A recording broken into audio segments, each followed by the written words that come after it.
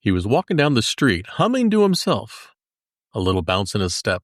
Nothing strange, except his wife of 50 years had just died. The doctor who spotted him assumed he had lost his freaking mind. But what the man said next, well, it stopped the doctor in his tracks. And it might just change how you think about starting over. Hey there, friends. Steve here. Whether you're back for another episode or joining me for the first time, welcome, welcome, welcome. I'm glad you're here. And if this already feels like something you need to hear, boop that like button and hit subscribe. It helps more people find this message. You can always reach me through getoutofdebt.org. That's me. Let's talk. We talk about starting over like it's punishment, like it means we failed, lost, or just weren't enough. But what if I told you starting over is actually the most honest, powerful thing you could ever do? You see, we all say we want a fresh start. But when life actually hands us one, when the job disappears, the relationship crumbles, or the bills drown us, we freeze. Not because we don't want to move forward, but because we're still clinging to what was. We try to go back, we replay conversations, we hang on to guilt, and we tell ourselves, if I could only fix the past. But here's the thing. You can't walk through a new door if you're still dragging everything from the old one. Let me take you back to that man the doctor saw. The doctor stopped and asked him, "How are you smiling? How are you singing after what you've just been through?" And the man said, "Doc, I decided I could either feel miserable for the rest of my life, or I could celebrate that we had 50 amazing years together." That stuck with me. He didn't pretend he wasn't grieving. He didn't slap a smile on and call it gratitude. He gave himself time to grieve, and when he was ready, he said, "Let's go."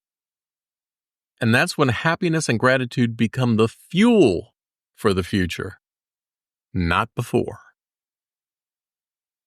Years ago, I was in Chicago working on a reality TV show called Starting Over. It was a house full of women, each one facing something deeply personal. One of them was kind, strong, but drowning in financial trouble. They brought me in as the debt coach. I met with her several times and helped her unpack a lifetime of pain entangled in money issues. It wasn't about math. It was about shame, identity, and exhaustion.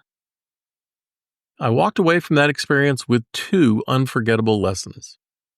Number 1, reality TV is not as real as it looks. And number 2, never, and I mean never, write on a whiteboard with a Sharpie. But here's the deeper truth. That woman didn't need a spreadsheet.